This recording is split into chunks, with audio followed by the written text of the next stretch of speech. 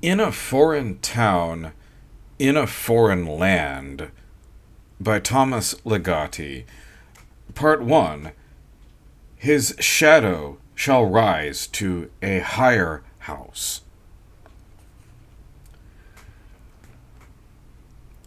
In the middle of the night, I lay wide awake in bed, listening to the dull black drone of the wind outside my window and the sound of bare branches scraping against the shingles of the roof just above me. Soon my thoughts become fixed upon a town, picturing its various angles and aspects, a remote town near the northern border. Then I remembered that there was a hilltop graveyard that hovered not far beyond the edge of town. I have never told a soul about this graveyard, which for a time was a source of great anguish for those who had retreated to the barren landscape of the northern border.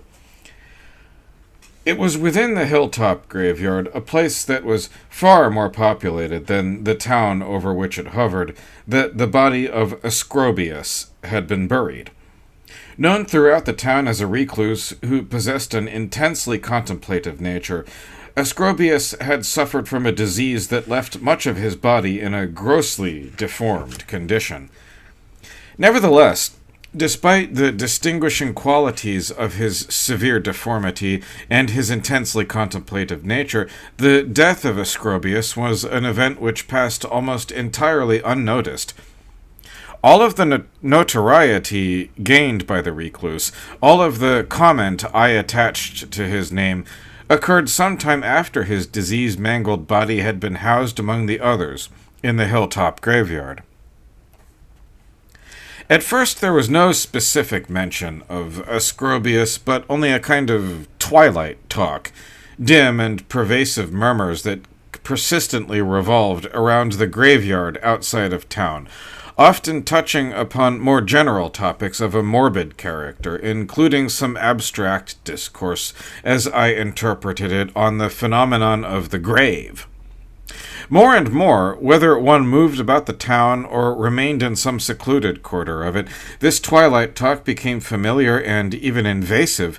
It emerged from shadowed doorways along narrow streets, from half-opened windows of the highest rooms of the town's old houses, and from the distant corners of labyrinthine and resonant hallways. Everywhere, it seemed, there were voices that had become obsessed to the point of hysteria with a single subject: the missing grave. No one mistook these words to mean a grave that somehow had been violated, its ground dug up and its contents removed, or even a grave whose headstone had absconded, leaving the resident in some particular plot in a state of anonymity. Even I, who was less intimate than many others with the peculiar nuances of the northern border town, understood what was meant by the words "a missing grave" or "an absent grave." The hilltop graveyard was so dense with headstones, and its grounds so riddled with interments, that such a thing would be astonishingly apparent. Where there once had been a grave like any other, there was now, in the same precious space, only a patch of virgin earth. For a certain period of time, speculation arose concerning the identity of the occupant of the missing grave, because there existed no systematic record-keeping for any particular instance of burial in the hilltop graveyard, when or where or for whom an interment took place. The discussions over the occupant of the missing grave, or the former occupant, always degenerated into outbursts of the wildest nonsense, or simply faded into a vaporous and sullen confusion. Such a scene was running its course in the cellar of an abandoned building, where several of us had gathered one evening. It was on this occasion that a gentleman calling himself Dr. Clatt first suggested Ascrobius as the name upon the headstone of the missing grave. He was almost offensively positive in this assertion, as if there were not an abundance of headstones on the hilltop graveyard with erroneous or unreadable names, or none at all. For some time, Clatt had been advertising himself around town as an individual who possessed a distinguished background in some discipline of a vaguely scientific nature. This persona, or imposture, if it was one, would not have been unique in the history of the northern border town. However, when Klatt began to speak of the recent anomaly not as a missing grave, even an absent grave, but as an uncreated grave, the others began to listen. Soon enough, it was the name of Ascrobius that was mentioned most frequently as the occupant of the missing, now uncreated, grave. At the same time, the reputation of Dr. Klatt became closely linked to that of the deceased individual, who was well known for both his grossly deformed body and his intensely contemplative nature. During this period, it seemed that anywhere in town one happened to find oneself, Klatt was there, holding forth on the subject of his relationship to Ascrobius, whom he now called his patient. In the cramped back rooms of shops long gone out of business, or some other similarly out-of-the-way locale, a remote street corner, for instance, Klatt spoke of the visits he had made to the high back-street house of Ascrobius, and of the attempts he had made to treat the disease from which the recluse had long suffered. In addition, Klatt boasted of insights he had gained into the deeply contemplative personality whom most of us had never met, let alone conversed with at any great length. While Klatt appeared to enjoy the attention he received from those who had previously dismissed him as just another impostor in the northern border town, and perhaps still considered him as such, I believe he was unaware of the profound suspicion and even dread that he inspired due to what certain persons called his meddling in the affairs of Ascrobius. "Thou shalt not meddle" was an unspoken, though seldom observed, commandment of the town, or so it seemed to me. And Klatt's exposure of the formerly obscure existence of Ascrobius, even if the doctor's anecdotes were misleading or totally fabricated, would be regarded as a highly perilous form of meddling by many long-time residents of the town.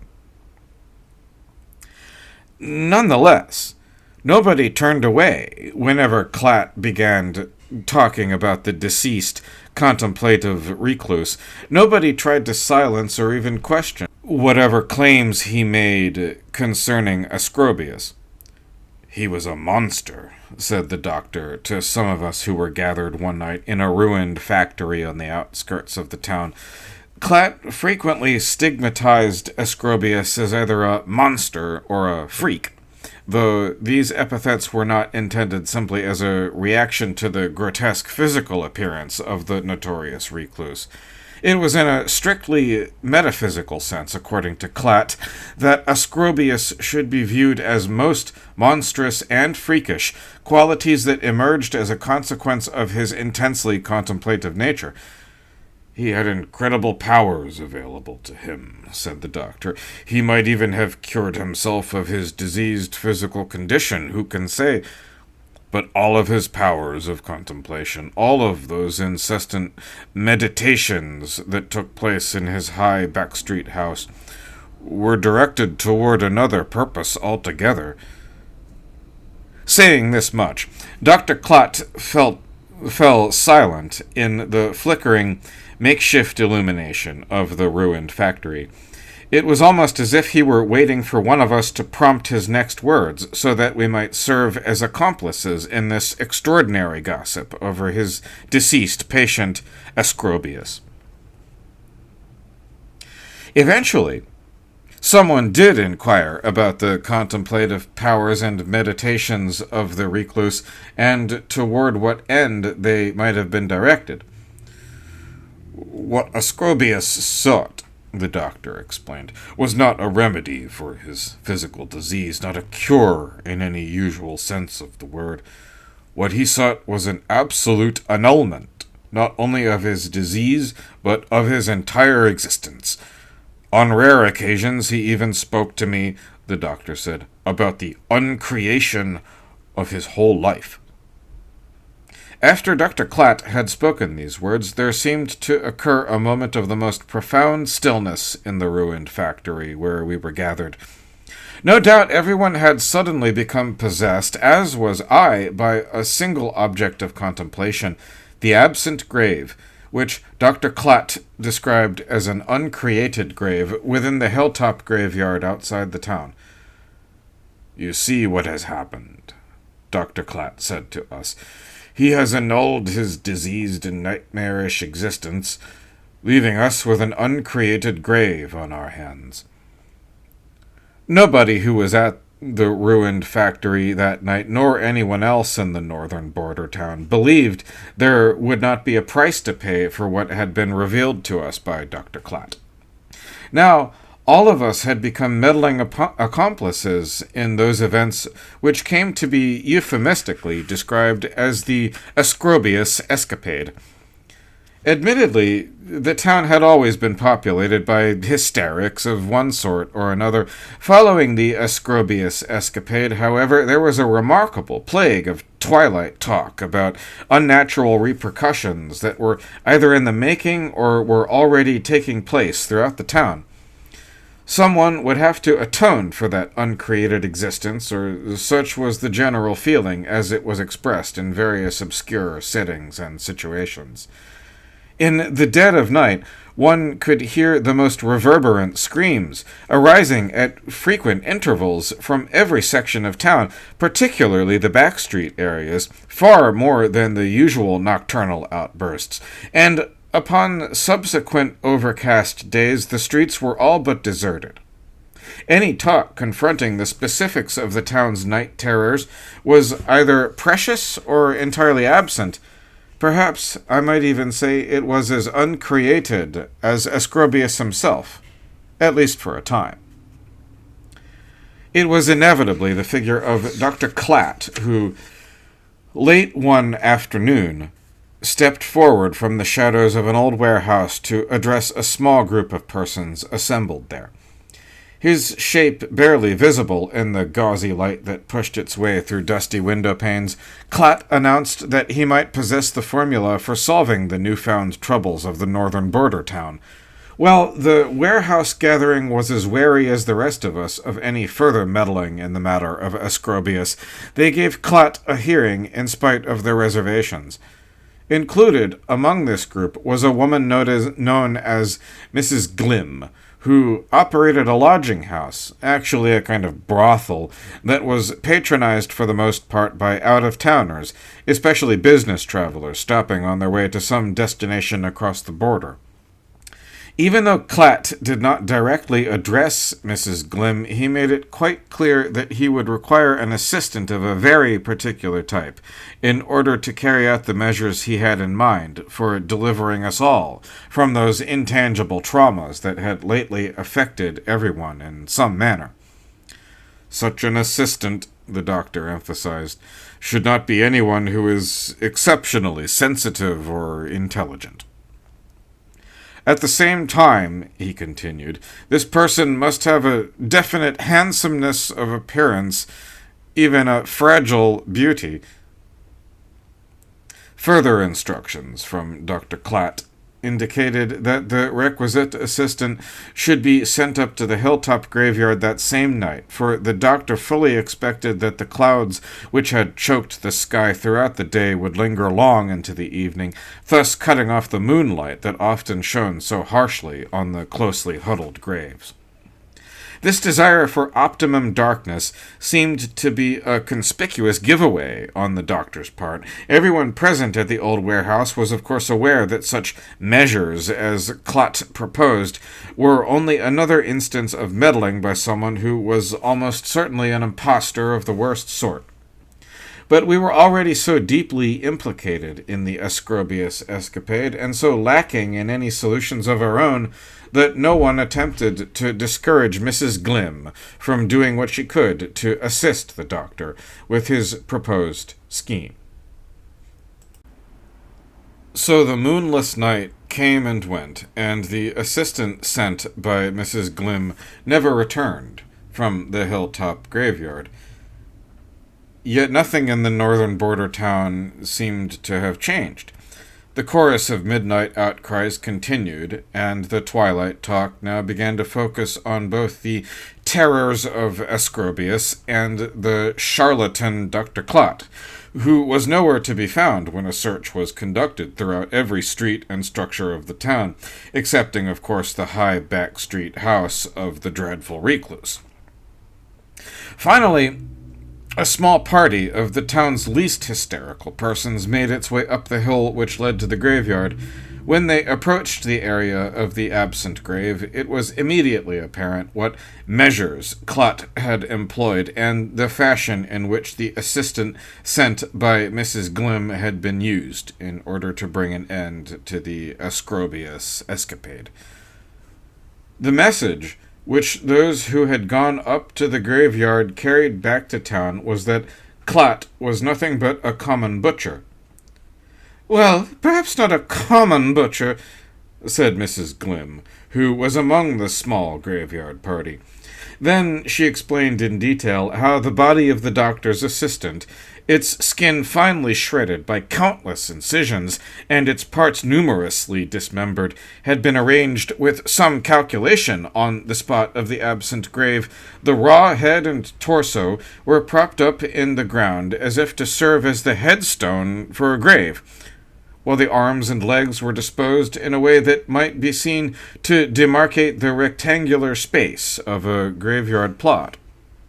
Someone suggested giving the violated body a proper burial in its own gravesite, but Mrs. Glim, for some reason unknown even to herself, or so she said, persuaded the others that things should be left as they were. And perhaps her intuition in this matter was felicitous, for not many days later there was a complete cessation of all terrors associated with the Ascrobius escapade, however indefinite or possibly non-existent such occurrences might have been from the start.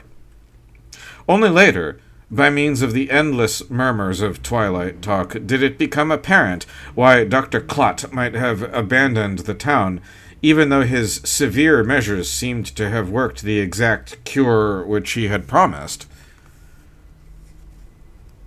Although I cannot say that I witnessed anything myself, others reported signs of a new occupation, not at the site of the grave of Ascrobius, but at the high back street house where the recluse once spent his intensely contemplative days and nights.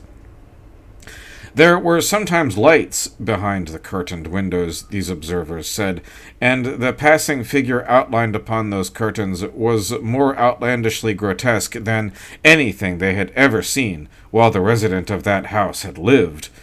But no one had ever approached the house. Afterward, all speculation about what had come to be known as the resurrection of the uncreated remained in the realm of twilight talk.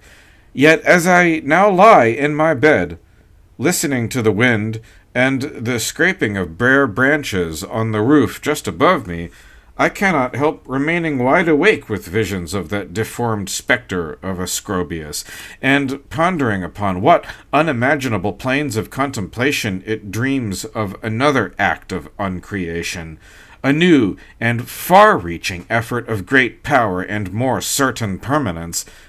Nor do I welcome the thought that one day someone may notice that a particular house appears to be missing or absent from the place it once occupied along the back street of a town near the northern border.